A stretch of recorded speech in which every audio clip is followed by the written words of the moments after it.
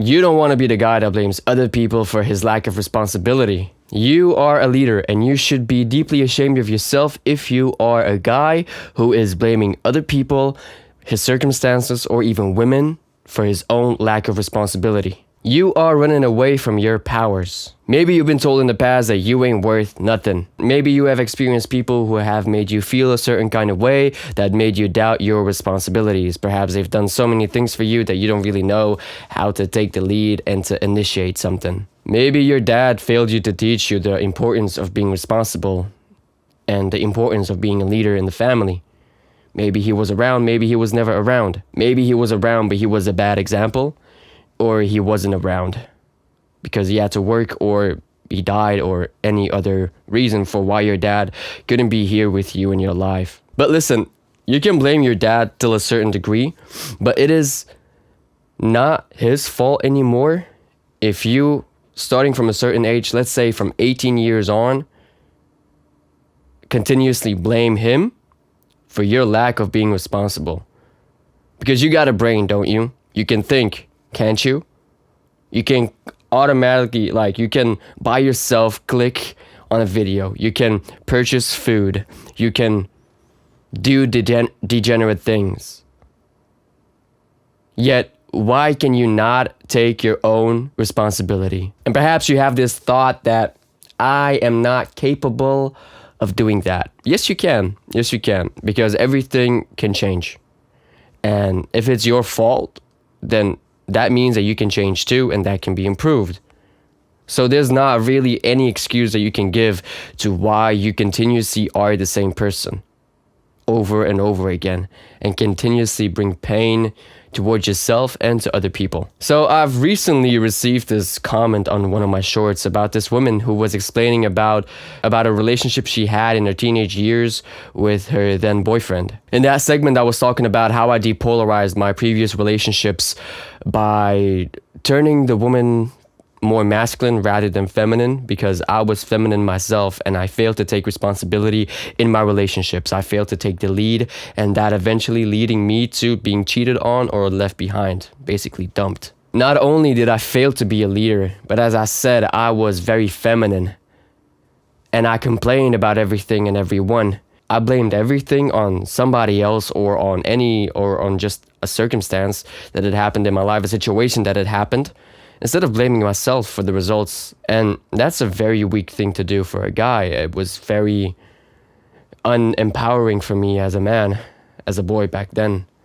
Well, I'm not going to say that I am the greatest man that is walking around on earth, but I'm definitely further ahead than where I was back then. I'm very grateful for everything that has happened that led me to become the man that I am today. If I didn't learn about masculinity and about femininity, then I would probably have never realized the importance of really being true to who you are as a person. And if you have a masculine essence, then you should live up to that masculine essence. And if you have a feminine essence, then you should live up to that feminine essence. But if you don't want to be feminine and you want to be masculine, then that is changeable. Then you just need to work 10 times harder than the person who has it naturally. And I had to do that. I had to work 10 times harder than everybody else to become more masculine. That even today, I have to work really hard to not fall back on my feminine traits. But because I was so feminine and I blamed everything and everybody for the situation I was in, whenever I felt sad, it wasn't my fault. It was a fault of my neighbor, for example. If I was sad and unhappy, it's because somebody in the past did something wrong to me. If I was weak, it's because my father failed to teach me the importance of being a man. It was never my fault and always the fault of everybody else. Whenever the girls complain about me being weak or said that they're unhappy, I just said to them, yeah, well, you chose me. It's your fault. You chose me in the first place. You shouldn't have been with me. The hell? Why is this my fault? Why do I have to change myself? You always told me that you want to be a big girl, and now when it's time to be a big girl, you're not a big girl. What the hell? Bro, that was definitely the wrong mindset to have, because it didn't really help me, and in the end, it just makes you feel very lonely and people leave you behind because women don't really want to be in that position. Women want to be loved. Women want to feel like they are with a strong individual. And I definitely wasn't a strong individual back then. So of course, they had to do what they had to do, and I'm very happy that they did what they did. Because what was I doing to nourish them? Nothing. I wasn't doing anything. I was a waste of space. I was making their lives harder for no reason. And I took away their born rights to be women. The main reason to be with someone is to facilitate the life of the other person you are with, aka utility. A lot of women still want to relax in a demonstration of her man's direction, meaning that if he has a mission, if he has a person, if he has a better idea, then he needs to take the lead and to bring that into fruition. And women love, especially the women that I'm talking about, they love to be in that position. They love to be led by a strong individual. They crave that. It's their natural tendency. Biologically, they were made to be like that. They want to be little girls. They want to be loved. They want to be taken care of by a strong masculine figure, knowing that they are protected with them and somebody they can express their emotions to, and somebody who will not judge them for how they are and what they do and the decisions they make and maybe the mistakes they make. Women want to express their emotions to someone who would not snap back at them, who is not going to judge them for who they are and what they are experiencing. An intelligent man, emotionally intelligent man that knows how to deal with women, knows that a woman expressing her emotions is a feminine thing, and feminine energy is all over the place. It is not consistent and it can change all the time. 1 second she can love you, the other second she can hate you, and that is normal, and you should not judge a woman based on that. You should not hate a woman based on that, because that is simply taking away the rights of her being a woman. And you should not force her to make decisions that she's not supposed to be making. If there's a decision that needs to be made, take the lead and take action. If it's not good, then okay, you can evaluate and make a new decision based on the feedback that you have received. But you should not force women to do things they are not supposed to be doing. One of the painful things this woman said in the comment was that she was the one to initiate sexual intimacy. I can only imagine how painful that must have been for her. Because if a man is not showing any sexual interest towards her, she will feel rejected. She will feel unloved, and she would think that she is unimportant for him. Because sexual intimacy is such an important thing in growing the bond together, because if you are with someone, if you are in a relationship with someone, then you restrict yourself from having any sexual intimacy with anyone else. So if the person that you are with is not showing any interest at all, that is extremely, extremely painful. After reading that message, my motivation to continue down this path has been strengthened. And I'm understanding more how women are really struggling with this aspect and this weakness that men have of not being strong enough. And when I'm talking about women, I'm talking about the women who want to be housewives, who want to feel like women, women who want to live that traditional role, women that want to flourish her man's life with color, knowing that he's making sacrifices to improve the quality of the family, to improve the quality of her life, to improve the quality of his life. And by doing so, making really hard decisions and maybe not being home very often in order to provide in a way that she cannot provide for herself with, or she can, but she doesn't want to, because she wants to be a loving woman. She wants to be a loving wife. And she believes that her role for her man, for her lover, is to be that support in that specific kind of way, baking him cakes, making him food, cleaning the house, knowing that when he gets home, he can just relax after working an entire day. And in return, by him doing that, she can relax and be able to love freely, to feel freely, instead of becoming more masculine and trying to control her emotions in a way that men are supposed to. I was recently at the airport and I saw a girl with a big smile holding onto her dad's arm. The dad was big, he looked strong, he looked very masculine, he looked like he was a leader of the family. And you could simply see that on the face of the girl, she felt so loved, she felt so appreciated, she felt like she was a little princess.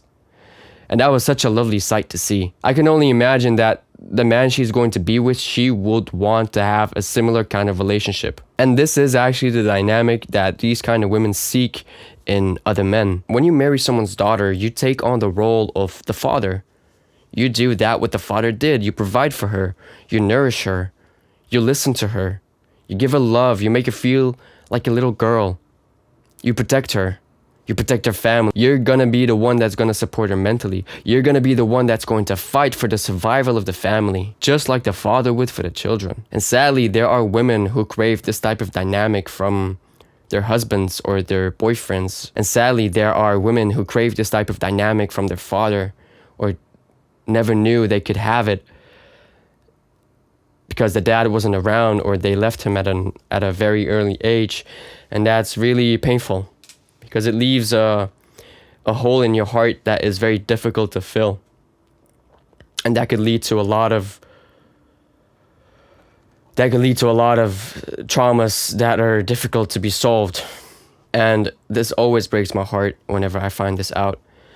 And it's our responsibility as men to take the lead. It's our responsibility as men to diminish this from happening by becoming better, by becoming stronger, by taking the lead, by not complaining, by knowing how to control our emotional reactions, by knowing how to stay on top of our anger, to use our anger for the better reasons, for a bigger purpose, to use our masculine aggression not to hurt people, but to improve ourselves, to improve the quality of the lives we are living and improving the quality for our wives that we are going to marry. We have to be the improved version of our grandfathers, meaning that our grandfathers didn't know anything about mental health. They didn't know anything about all the concepts that we know today. But there's one thing that they knew very well, and they knew how to love a woman, and they knew how to take care of the family. So we need to take that aspect from them and then apply all the things that we know about mental health in becoming better, in becoming stronger as well, so that our great-grandchildren can look up to us and say the same thing. And sometimes I think the more we know,